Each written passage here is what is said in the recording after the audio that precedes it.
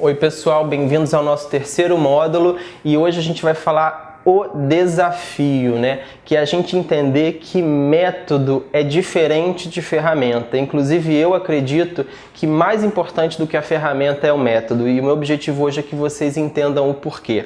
Primeiro vamos lembrar de um método que eu já falei no nosso segundo módulo, o diálogo, que foi a teoria U, que é um caminho para ajudar-nos a resolver problemas complexos, onde a gente tem os três cos, o co-perceber, o co-presenciar, para no final a gente co-criar. Então até agora vocês ainda estão no momento de co-perceber, ou seja, de identificar o que é problema, o que pode ser a causa, se é qualidade, custo, entrega moral ou segurança. Então estamos no início e o Einstein, gente, ele tinha uma frase que é muito interessante, que ele dizia assim: se eu tivesse 1 hora para resolver um problema complexo, quantos minutos dos 60 minutos vocês acham que ele investiria entendendo qual que é o problema?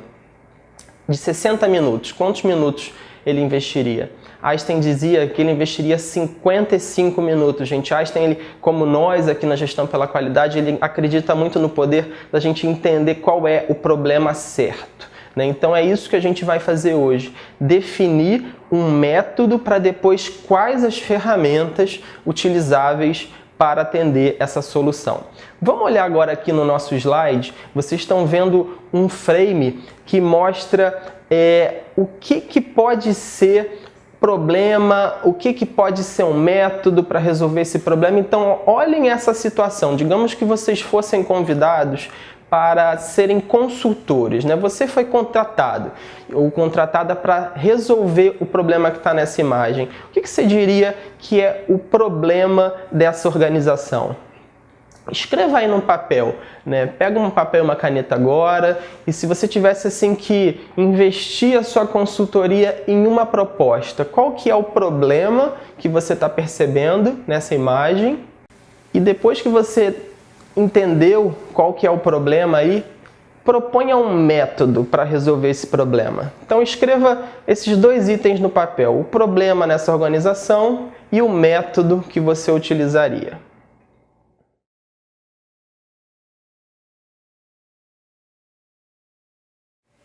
Ok. Então, gente, é muito comum quando a gente olha uma imagem desse tipo, a gente fazer o famoso Ctrl+C, Ctrl+V, como eu falei em outras aulas, Que é justamente a gente lembrar de situações da nossa história e já propor uma solução que possivelmente funcionou, O que acontece? Olhando essa imagem, muita gente é impelida a dizer que o problema é falta de integração da equipe, a desorganização que a gente tem nesse negócio, nesse comércio. Mas, gente, o único ponto que é uma necessidade não atendida de uma loja que está clara nessa imagem é a falta de cliente. Vocês concordam? Porque vamos lá, falta de organização. Necessariamente todos os negócios têm que estar tudo muito organizado? Tudo vai depender muito do posicionamento desse negócio. Segundo, essa equipe enturmada, será que isso é um problema? Ou quem sabe pode até ser uma solução, mostrando que os funcionários estão integrados. Então isso é para a gente ver como a gente confunde na hora de dizer qual que é o problema, o que são possíveis causas. Mas na verdade, a única dimensão da qualidade que não está sendo alcançada ali é a venda, gente? Eu duvido que alguém abra um negócio em sã consciência para não ter cliente. Então, o problema que você, como gestor pela qualidade, tem que ter claro nessa foto é a falta de cliente. E agora sim, a gente vai buscar as possíveis causas, onde desorganização, integração equivocada da equipe que não está atendendo possíveis clientes, podem ser causas, não necessariamente. Um exemplo que eu costumo dar é você dizer que o problema em uma empresa é a falta de telefone. Falta de telefone, a gente só vai ser problema para quem produz o quê? Telefone. A gente tem que separar muito o que é problema do que é causa. E uma vez a gente tendo claro o que é o problema, aí sim a gente vai utilizar ferramentas para identificar as causas e aí sim, com um método, atuar sobre as mesmas. Eu pedi também para vocês definirem um método, né, para resolver esse problema e possivelmente vocês sugeriram alguma ação do tipo treinar os funcionários ou organizar, né, a bancada, colocar os preços. Gente, isso tudo é ação em cima de ferramenta, mas o que eu tenho que ter antes de já aplicar a ferramenta é um método, ou seja, se eu tenho claro que o meu problema é falta de cliente, qual que vai ser a solução? Trazer cliente. Então o método é justamente o quanto que eu vou sair da onde eu estou aonde eu quero chegar. E uma maneira da gente fazer esse avanço é definir uma meta. Então, digamos que se eu quero reverter essa situação de falta de clientes, eu posso pensar que eu quero ter uma média de X clientes por hora nessa loja. E aí, com essa meta clara em cima de um problema que foi bem definido, aí sim eu vou buscar as ferramentas, seja de marketing, de RH, mas o que eu quero é que vocês sejam gestores pela qualidade sistêmica, ou seja, orientados por um método, definindo a meta que vocês querem alcançar e depois definindo as ferramentas, as ações, e hoje a gente vai praticar muita ferramenta, tá? Então, tá claro, né? A diferença, método é o caminho para a meta e ferramenta é o que eu utilizo. Então, se eu, por exemplo, quero ir daqui para o aeroporto, o que é um método? É eu escolher o caminho, a estrada. Se eu vou a pé, de carro, de moto, não importa, isso é a ferramenta. Só que a gente é muito viciado, né, em quando responder como eu vou daqui para o aeroporto, a gente já pensar na ferramenta. Então, o meu convite aqui para você hoje é qual que é o método, né? E aí a gente tem o PDCA, que é um famoso, eu sugiro que vocês deem uma mergulhada, estudem, né? Estão vendo aqui agora no slide, o que é o PDCA, né? O Plan, Do, Check and Act. Então, ele até conversa bastante com a teoria U, né? Porque o que na verdade o PDCA faz? Ele copercebe o problema, né? O Plan é um grande coperceber, porque ele identifica o problema, as causas, só que ele, diferente da teoria U, ele já vai para o Do, né? Que é o executar. Quando a teoria U, ela sugere que antes de você já ir para o co-criar, que é a execução, você tem um momento do co-perceber, né? Do co-presenciar, que é um momento de a gente sentir o problema. E em teorias complexas, né? Cada vez mais o mundo com problemas complexos, não dá para a gente já pular do pensamento para a execução sem a gente ter realmente sentido.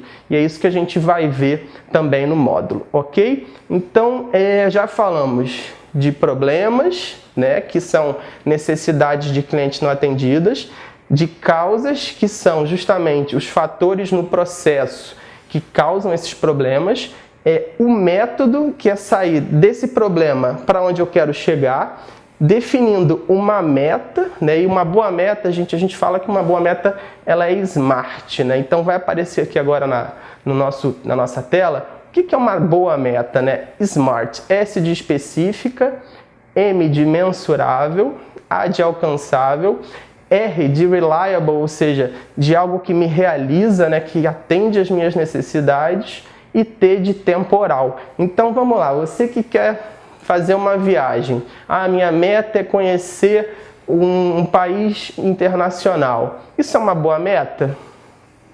Não é, né? Porque ela não está SMART. Para ela ser SMART, primeiro, que país é esse que eu quero conhecer? Então é importante que eu me conheça, até para eu saber que país mais interessante tem a ver comigo. Lembra que eu falei do Sun Tzu? Quem se conhece e conhece o ambiente tem maiores chances de inovar e empreender com sucesso.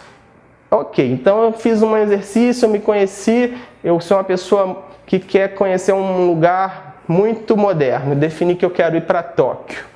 Ok, então a minha meta é ir para Tóquio. Tá SMART? Ainda não. Por quê, gente? O que está faltando para ser um fator fundamental de alcance? O tempo, né, gente? Vocês acham que eu consigo estar em Tóquio daqui 1 hora? Ainda não inventaram essa tecnologia. A não ser que eu seja muito criativo e entenda que vai ser reliable para mim fazer uma viagem virtual, né? Hoje a gente está aqui interagindo virtualmente e isso é possível. Mas será que vai me realizar fazer uma viagem só virtual? Muitas vezes a gente vai precisar fazer o que a teoria U diz, né? Que é o copresenciar, estar andando. Para eu viajar em Tóquio, eu preciso estar lá. Então, daqui uma hora eu não vou conseguir. Então, quando que eu consigo? Primeiro, ter capital, fazer todo o planejamento logístico, vistos, etc. e chegar em Tóquio. Então, então quero estar em Tóquio até o final desse ano. Já ficou mais smart. E se eu botasse para daqui 50 anos?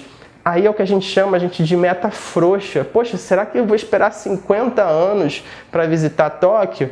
Acho que eu conseguiria definir uma meta mais equilibrada. Então é isso que um gestor pela qualidade faz, é um exercício muito de equilíbrio, né? Metas nem tão apertadas, que no fundo desestimulam o gestor, porque ele sabe que ele não vai conquistar, mas também evitar metas muito alargadas, que o que isso gera em nós? O postergar. Sabe aquilo que a gente fazia no colégio?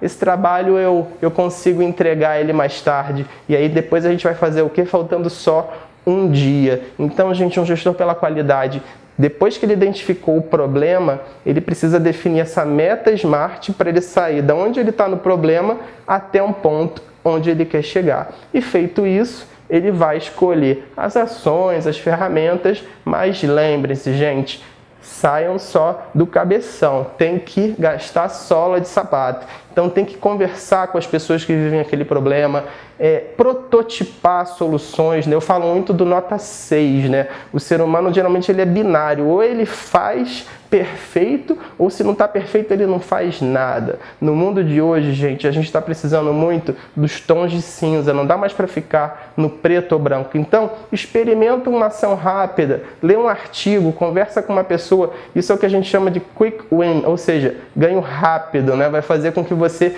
se aproxime da sua meta, tanto em termos intelectuais, mas também de motivação, de energia, e cada vez mais você está mais inspirado. Quem faz ginástica conhece muito esse efeito, né? De um dia após o outro você sentindo que o seu rendimento aumenta. Então, vamos aprender, né, com o mundo dos esportes, aí para a gestão pela qualidade, que é o conceito de crescer em ondas e nos aproximar de quem a gente quer ser.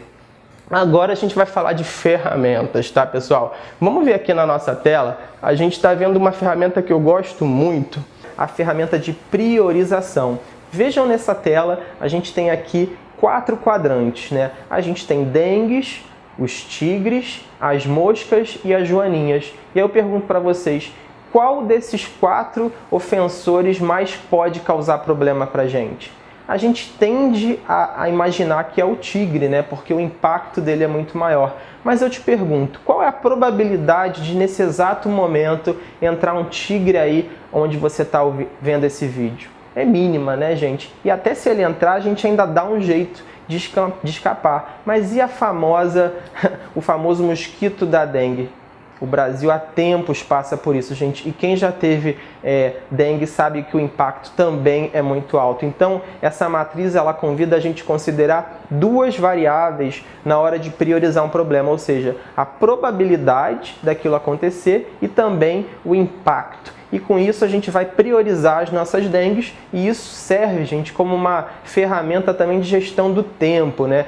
Gestão do tempo basicamente é a gente entender aquilo que é importante e urgente na nossa vida. Infelizmente, muita coisa que a gente faz, se a gente parar para pensar, não é nem importante e muito menos urgente. Então, o convite que eu faço hoje é que você crie também essa matriz na hora de organizar o teu checklist do teu dia. O que você tem que fazer que realmente é importante e que vai fazer a diferença? Porque, de repente, se a questão é só urgente, mas não é importante, em algum momento deixa de ser urgente. Mas se a coisa é importante e não era urgente, em algum momento também se torna urgente. Então, esse é um convite para que nós investamos o nosso tempo no que é fundamental e no que tem a ver com o nosso propósito. Ok, temos agora já o problema priorizado e a meta SMART. Vamos agora para a nossa terceira ferramenta. Vocês estão vendo ali, é uma árvore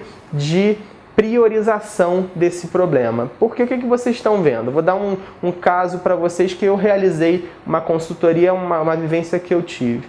Fui chamado numa empresa para diminuir o número de acidentes, né, com aquela empresa de ônibus em X% até determinada data.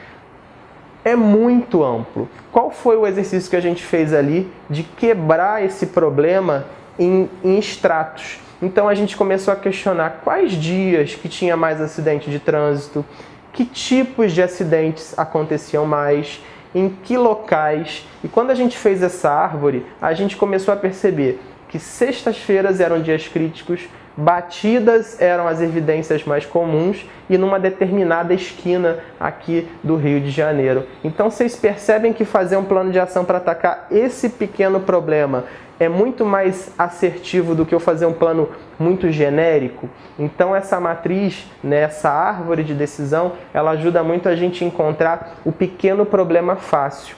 E não confundam, gente, essa ferramenta com análise de causa. Por exemplo, vocês acham que a esquina que a gente identificou, ela é a causa do acidente? Não é, ela é um fenômeno. A gente vai avaliar a causa daqui a pouco. Nesse momento a gente ainda está investigando onde que o problema mais se manifesta. E quando a gente tem isso claro, aí sim a gente vai para a próxima ferramenta da qualidade, que é a análise de causas. Então vocês estão vendo aqui na tela a famosa matriz de Ishikawa, o diagrama de espinha de peixe, e que eu gosto também, eu sou o homem das siglas, 6M, onde a gente tem ali as possíveis causas de um problema. Então a gente tem máquina, método, medida, meio ambiente, a gente tem as matérias-primas, que são os inputs, em serviços são as informações, e o M de mão de obra, que eu não gosto muito, mas é para facilitar. Na verdade, não somos mão de obra, nós somos mão, mente, alma, corpo, enfim. Mas para vocês guardarem as possíveis causas, usem essa sigla 6M.